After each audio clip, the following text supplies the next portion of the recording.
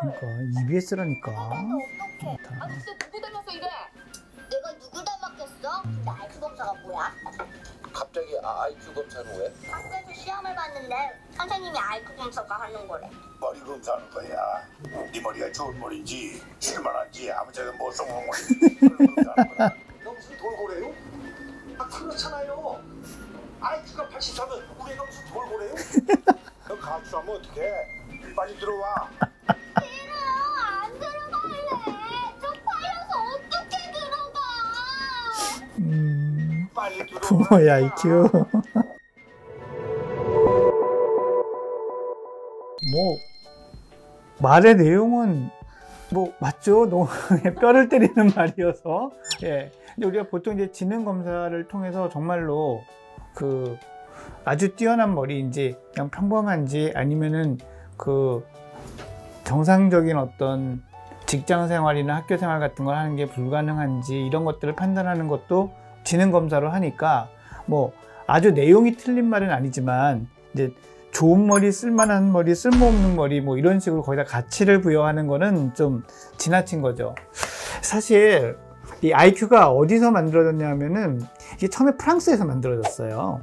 이게 그 프랑스의 대혁명, 그래서 이제 뭐 그 공화정이 됐다 왕정이 됐다 다시 공화정이 되고 이러면서 이제 이 부르주아 시민사회 이런 것도 이제 힘이 강력하게 대두가 된 거죠. 그래서 그런 맥락으로 프랑스에서 국민들한테 이제 공교육을 시도를 하려고 합니다.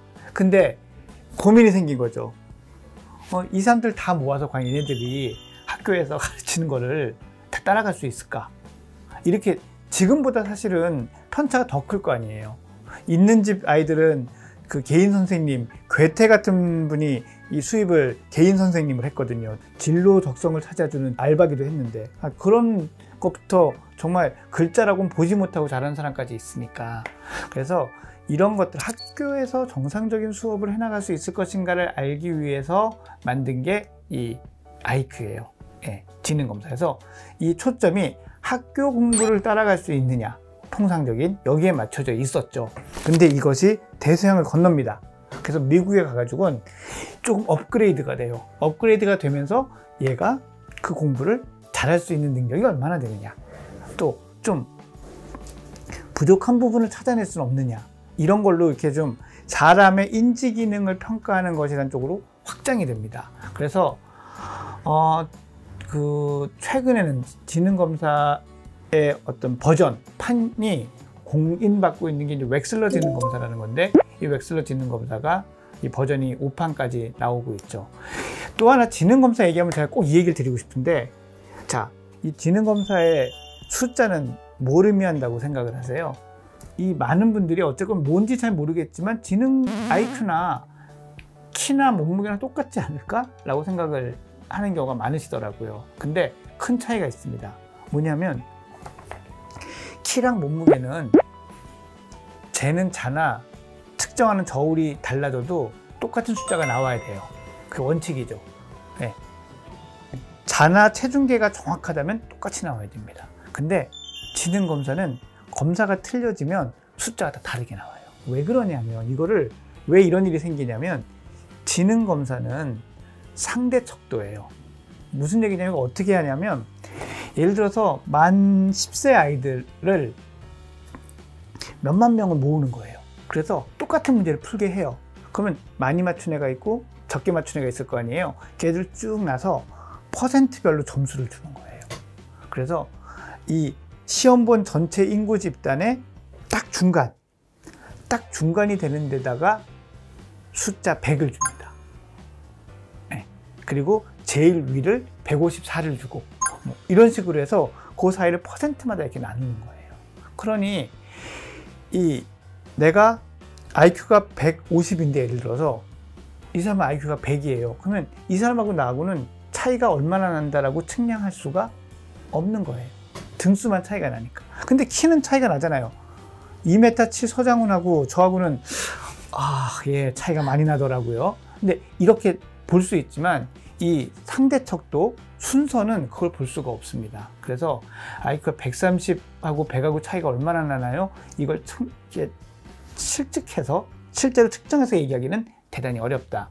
또 하나, 예전에는 2자리 IQ로 막 놀렸어요. 우리 애가 무슨 돌고래. 되게 여러분들도 아마 해보신 적이 있을 거예요. 다 앉아서 이렇게 문제 풀고 막 이렇게 했던 건데, 이렇게 단체로 하는 검사니까 보통 요즘 정확하게 하는 웩슬러 지능 검사나 이런 것들처럼 1대1로 하는 검사랑은 또 좀 다릅니다. 그리고 그 뭐 여러 가지 이유로 너무 점수가 낮게 나오면은 또 많은 파장이 일어날 거잖아요. 우리 방금 영상에서 봤듯이. 그래서 조금 그 점수가 후하다 뭐 이런 얘기도 있어요. 그래서 우리가 대충 봤을 때 학교에서 단체로 했던 지능검사랑 이런 기관이나 병원에 가서 하는 웩슬러 지능검사랑 점수 차이가 학교에서 단체로 한 게 한 20점 정도 높게 나온다고 생각을 보통은 합니다. 예. 그래서 여러분들이 생각할 때 나 IQ 140이야 이렇게 써도 사실은 웩슬러 지능검사에 보면 120인 거고요. 120은 넘었어 그러면은 그냥 100인 거죠. 예, 이게 딱 평균인 겁니다. 그러니까 너무 뭐 IQ 그거 갖고 마음을 많이 쓰거나 뿌듯하시거나 기죽지 않으셨으면 좋겠어요.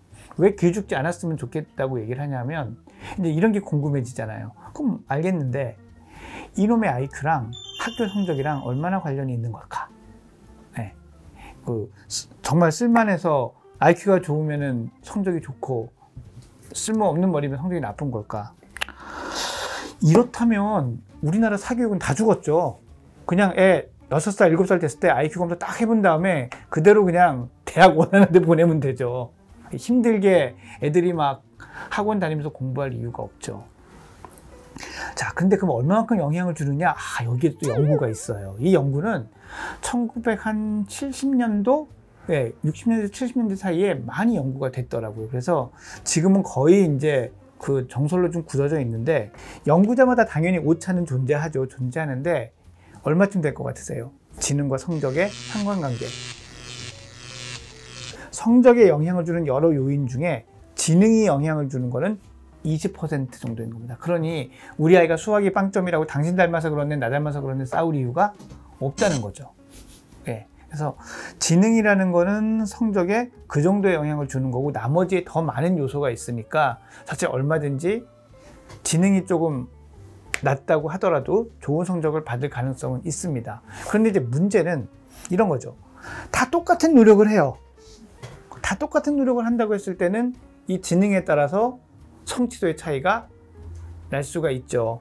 그래서 요즘 우리나라 교육 환경처럼 너무 다들 이제 막 열심히 하는, 그러니까 억지로라도 하는 분위기에서는 또 이런 것들이 영향을 좀 주는 측면도 분명히 있습니다. 이 말씀을 제가 드리는 이유는 우리 애가 IQ 검사를 해보니까 머리가 나쁘더라. 그러니까 공부는 포기하자. 이런 뜻으로 드리는 말씀이 아니고요.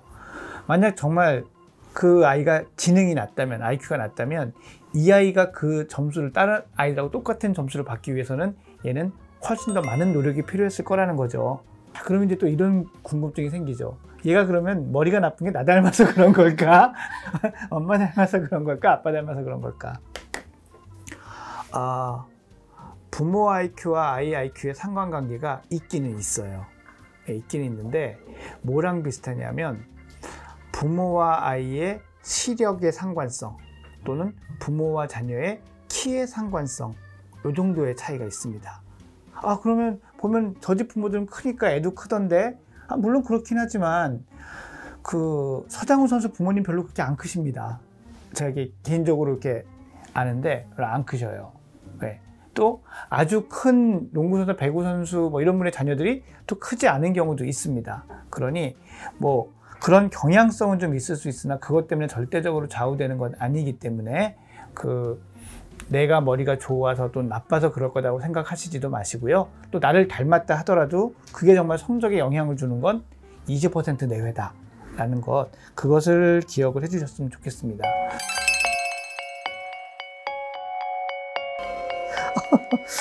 정보석 씨 연기 너무 잘해. 나도 울컥해. 이게 뭐라고. 공부에 대한, 교육에 대한 부모님의 모습들이 정말 한 시대를 너무 잘 반영하는 것 같아서